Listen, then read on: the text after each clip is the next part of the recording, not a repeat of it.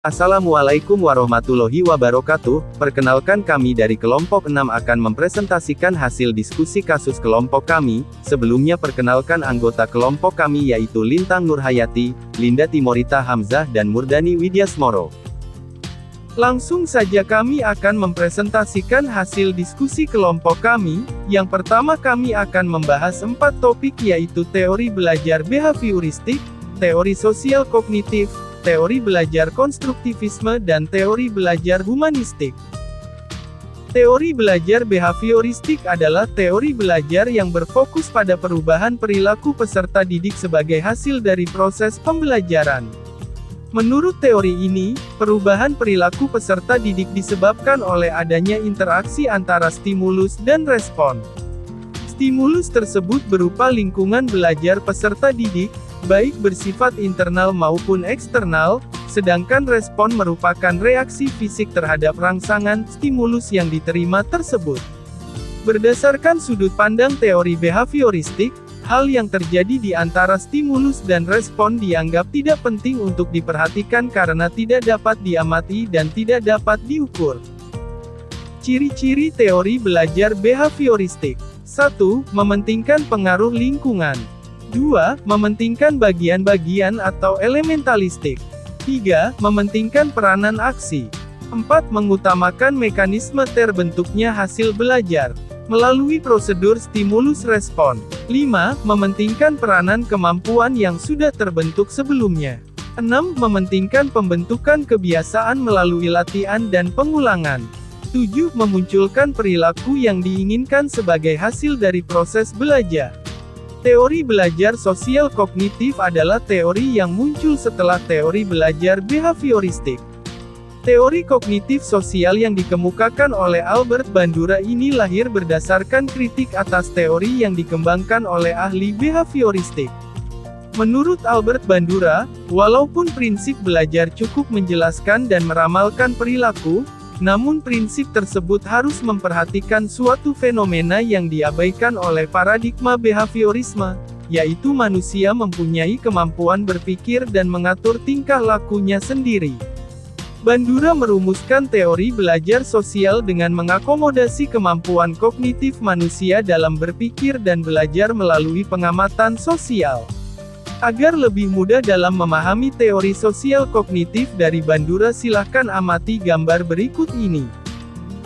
Gambar tersebut menjelaskan bahwa perilaku, kognitif dan lingkungan saling berinteraksi untuk mempengaruhi pembelajaran. Faktor lingkungan mempengaruhi perilaku dan sebaliknya, faktor kognitif mempengaruhi perilaku dan sebaliknya, serta faktor lingkungan mempengaruhi kognitif dan sebaliknya. Bandura menyatakan bahwa orang belajar banyak perilaku melalui proses peniruan. Kita bisa meniru beberapa perilaku hanya melalui pengamatan terhadap perilaku model dan akibat yang ditimbulkannya. Proses belajar semacam ini disebut observational learning atau pembelajaran melalui pengamatan. Teori belajar konstruktivisme merupakan sebuah teori yang menempatkan peserta didik sebagai individu yang membangun pemahaman dan memahami informasi secara aktif sepanjang proses pembelajaran. Dalam sudut pandang ilmu psikologi, konstruktivisme dikenal sebagai pendekatan yang memandang bahwa setiap individu dapat membangun pemahaman serta pengetahuan mereka sendiri melalui berbagai pengalaman yang telah dimilikinya. Penerapan teori belajar konstruktivisme memandang bahwa belajar bukan hanya sekadar menerima secara pasif informasi yang disampaikan oleh guru. Dengan kata lain, teori belajar konstruktivisme memaknai pembelajaran sebagai proses pengonstruksian pengetahuan yang bersifat aktif dan personal. Teori humanistik atau sering juga disebut sebagai teori belajar humanistik adalah satu dari beberapa teori belajar yang sering digunakan oleh guru maupun tenaga pengajar lainnya.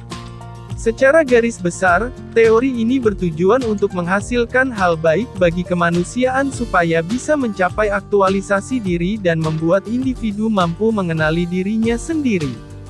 Pada teori humanistik dijelaskan bahwa belajar bukan sekedar pengembangan kualitas kognitif saja, melainkan juga sebuah proses yang terjadi dalam diri individu yang melibatkan seluruh bagian atau domain yang ada. Domain-domain tersebut meliputi domain kognitif, afektif dan psikomotorik. Dengan kata lain, pendekatan humanistik dalam pembelajaran menekankan pentingnya emosi dan perasaan, komunikasi yang terbuka antara peserta didik dengan guru maupun sebaliknya, serta nilai-nilai yang dimiliki oleh setiap peserta didik. Selanjutnya adalah teori perkembangan. Perkembangan merupakan proses perubahan dalam pertumbuhan pada suatu waktu sebagai fungsi kematangan dan interaksi dengan lingkungannya. Perkembangan secara keseluruhan mengikuti periodisasi yang teratur, dimulai dari masa pranatal, masa bayi, masa kanak-kanak, masa remaja, dan masa dewasa yang diikuti tahun perkembangan kemampuan fungsi fisik sebagai akibat dari proses kematangan. Teori perkembangan dibedakan menjadi 4 yaitu, perkembangan fisik, perkembangan kognitif, perkembangan sosial emosional dan perkembangan moral. Perkembangan fisik dibagi menjadi 4 yaitu masa bayi, masa anak-anak, masa remaja dan masa dewasa. Pada perkembangan fisik masa bayi, kematangan fisik pada masa bayi terlebih dahulu pada bagian kepala dan berlanjut pada bagian tubuh lainnya. Mulai dari menggerakkan anggota tubuh dan gerakan refleks yang terus-menerus berkembang. Pada perkembangan fisik masa anak-anak, perkembangan ini berlangsung dari usia 6 tahun saat individu mulai masuk ke SD. Individu mulai menunjukkan perubahan terhadap pola kehidupannya dalam sikap, nilai dan perilaku. Pada masa ini, pertumbuhan dan perkembangannya lambat dan relatif sama sampai menjelang masa pubertas.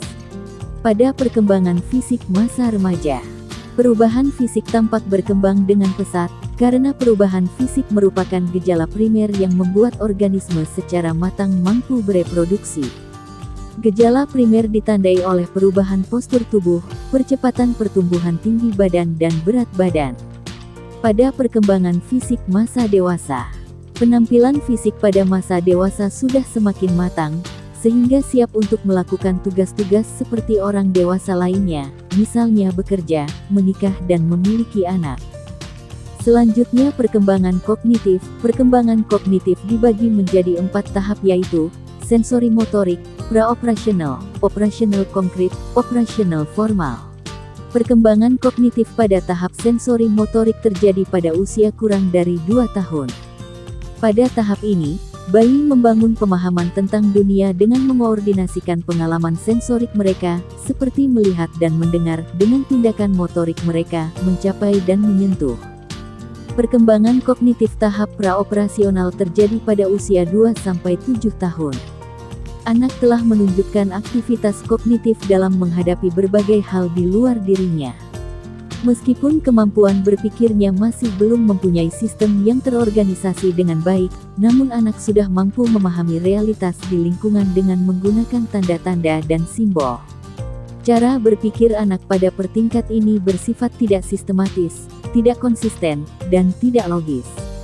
Perkembangan kognitif tahap operasional konkret terjadi pada usia 7-11 tahun. Pada tahap ini, anak-anak telah menunjukkan penalaran yang logis dan konkret. Umumnya, sebagian besar anak yang berada pada tahapan ini sudah memiliki kemampuan untuk mempertahankan ingatan tentang ukuran, panjang atau jumlah benda cair. Dengan kata lain, mereka sudah mampu memahami bahwa satu kuantitas akan tetap sama walaupun penampakan luarnya terlihat berubah. Perkembangan kognitif tahap operasional formal terjadi pada usia 11-15 tahun. Pada tahap operasional formal, anak telah mampu berpikir secara abstrak dan mengembangkan hipotesis dengan logis. Berbekal kemampuannya tersebut, anak mampu memecahkan masalah dan membentuk argumen dengan kemampuan operasionalnya berkembang semakin kompleks. Mereka juga semakin mahir menarik kesimpulan dari informasi yang tersedia. Ia dapat memahami konsep yang bersifat abstrak seperti cinta dan nilai. Mereka juga mulai memahami bahwa kenyataan tidak selalu hitam dan putih. Dengan kata lain, mereka tahu selalu ada pilihan lainnya di antara keduanya. Selanjutnya perkembangan sosial, emosional teori ekologi Bronfenbrenner. Teori ekologi yang dikembangkan oleh Uri Bronfenbrenner berfokus pada konteks sosial yang mempengaruhi kehidupan individu sehingga turut mempengaruhi perkembangan mereka. Bronfenbrenner mengungkapkan bahwa perkembangan manusia dipengaruhi oleh konteks lingkungan. Hubungan timbal balik antara individu dengan lingkungan yang akan membentuk tingkah laku individu tersebut. Teori perkembangan rentang hidup Erikson. Teori Erik Erikson memandang perkembangan kehidupan masyarakat secara bertahap rentang hidup. Terdapat 8 tahap perkembangan yang harus dilalui individu sepanjang rentang kehidupannya. Pada setiap tahapan, seorang individu akan menghadapi sebuah konflik yang harus dihadapi dan diselesaikan agar kita memiliki perkembangan yang normal. Perkembangan moral. Perkembangan moral adalah tentang aturan dan konvensi berinteraksi antara orang-orang. Aturan-aturan ini dapat dipelajari dalam 3 domain: kognitif, perilaku, dan emosional. Masalah utama dalam domain kognitif adalah bagaimana siswa berpikir mengenai alasan atau aturan untuk perilaku etis. Dalam domain perilaku, fokusnya adalah pada cara siswa benar-benar berperilaku, bukan pada moralitas pemikiran mereka. Sementara itu, dalam domain emosional, penekanannya adalah pada cara siswa merasa secara moral. Selanjutnya, peserta didik sebagai individu yang unik. Untuk mengetahui peserta didik sebagai individu yang unik, kita dapat melihat melalui latar belakang peserta didik, perkembangan peserta didik, dan kesiapan peserta didik. Latar belakang peserta didik, etnik. Pada sekolah dan kelas yang Anda ampu, mungkin saja terdapat peserta didik dengan multi-etnik, suku bangsa, seperti dalam satu kelas kadang terdiri dari peserta didik etnik Jawa, Sunda, Madura, Minang, dan Bali, maupun etnik lainnya. Budaya kultural. Peserta didik sebagai anggota suatu masyarakat memiliki budaya tertentu dan sudah barang tentu menjadi pendukung budaya tersebut. Budaya yang ada di masyarakat kita sangatlah beragam, seperti kesenian, kepercayaan, norma, kebiasaan, dan adat istiadat. Status sosial. Manusia diciptakan Tuhan dengan diberi rezeki seperti berupa pekerjaan, kesehatan, kekayaan, kedudukan, dan penghasilan yang berbeda-beda. Perkembangan peserta didik. Aspek-aspek perkembangan. Memahami aspek perkembangan adalah salah satu bekal penting bagi guru untuk mampu mengenal peserta didiknya. Manusia berkembang dengan cara yang beragam. Dengan mempelajari lebih dalam mengenai aspek perkembangan manusia dan peranannya dalam proses pembelajar, guru dapat menciptakan kegiatan belajar yang sesuai dengan kebutuhan dan perkembangan. Kemampuan awal pengetahuan dan keterampilan yang harus dimiliki terlebih dahulu, maksudnya adalah pengetahuan atau keterampilan yang lebih rendah dari apa yang akan dipelajari. Cara untuk mengetahui kemampuan awal peserta didik dapat dilakukan melalui teknik tes, yaitu pretes atau tes awal, dan teknik non-tes seperti wawancara. Kesiapan peserta didik. Minat gaya belajar peserta didik merupakan hal yang penting untuk diperhatikan dalam melakukan proses pembelajaran karena dapat mempengaruhi proses dan hasil belajarnya. Motivasi kadang timbul dari dalam diri individu itu sendiri, motivasi intrinsik, dan kadang motivasi itu muncul karena faktor dari luar dirinya sendiri, motivasi ekstrinsik. Gaya belajar. Emosi sangat berperan dalam membantu mempercepat atau justru memperlambat proses pembelajaran. Emosi juga berperan dalam membantu proses pembelajaran tersebut menyenangkan atau bermakna. Setelah mempelajari materi tersebut, mari kita belajar menyelesaikan kasus berikut.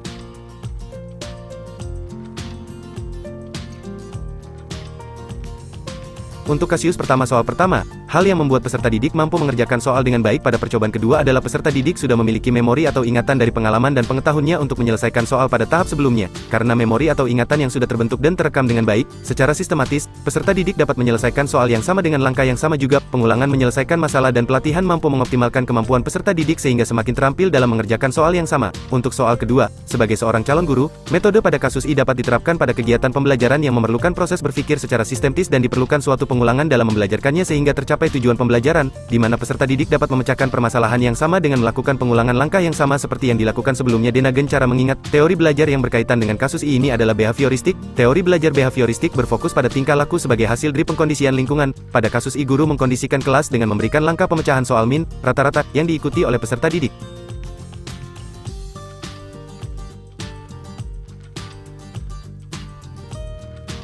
Untuk kasus kedua soal pertama, dalam mengatasi kesulitan berhitung dapat dilakukan dengan menggunakan benda-benda konkret yang ada di sekitar siswa, seperti lidi, stik es krim, kelereng, permen, buah-buahan, kartu bergambar dan lain-lain. Strategi guru yang lainnya dengan menggunakan anggota tubuh seperti jari-jari tangan dan bahkan guru menggunakan nyanyian ketika menjelaskan soal berhitung pada siswa anak kelas 1 SD. Selain itu memberikan latihan soal secara berulang dengan misalnya menggunakan kartu bergambar juga dapat membantu peserta didik dalam memahami pelajaran berhitung.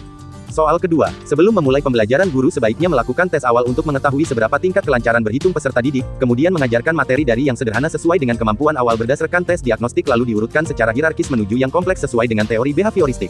Anak usia SD merupakan sedang mengalami perkembangan dalam tingkat operasional konkret 7-11 tahun. Pengerjaan-pengerjaan logika dapat dilakukan dengan berorientasi ke objek-objek atau peristiwa-peristiwa yang langsung dialami anak. Namun, tanpa objek fisik di hadapan mereka, anak-anak pada tahap operasional konkret masih mengalami kesulitan besar dalam menyelesaikan tugas-tugas logika.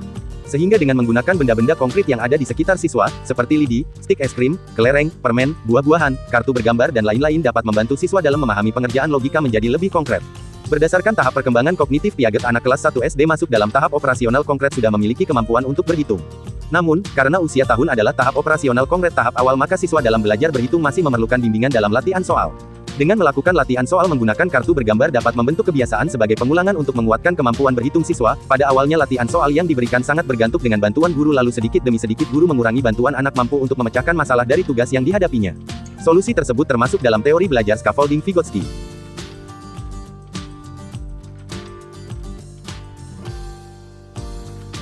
Untuk kasus ketiga soal pertama, menurut saya keputusan Made sudah sesuai karena beliau mempertimbangkan budaya dan keadaan wilayah tempat peserta didik berada, di mana wilayah tersebut lebih familiar bagi peserta didik dan peserta didik menjadi lebih mudah membayangkan apa yang Mode sampaikan mengenai teks deskriptif tersebut karena peserta didik mengetahui situasi dan keadaan yang dijadikan contoh oleh Made.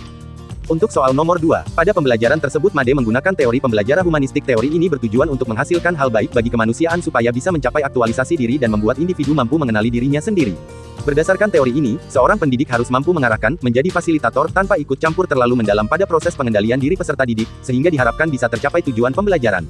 Dengan menggunakan teori pembelajaran tersebut Made berusaha menjadi fasilitator untuk peserta didiknya agar mampu membayangkan apa yang Made ajarkan. Selain itu Made menggunakan lingkungan peserta didik agar lebih mudah peserta didiknya memahami apa yang dimaksud oleh Made untuk mencapai tujuan pembelajaran yang diharapkan. Terima kasih sudah menonton video kelompok 6 tugas ruang kolaborasi topik 1 mata kuliah pemahaman tentang peserta didik dan pembelajarannya.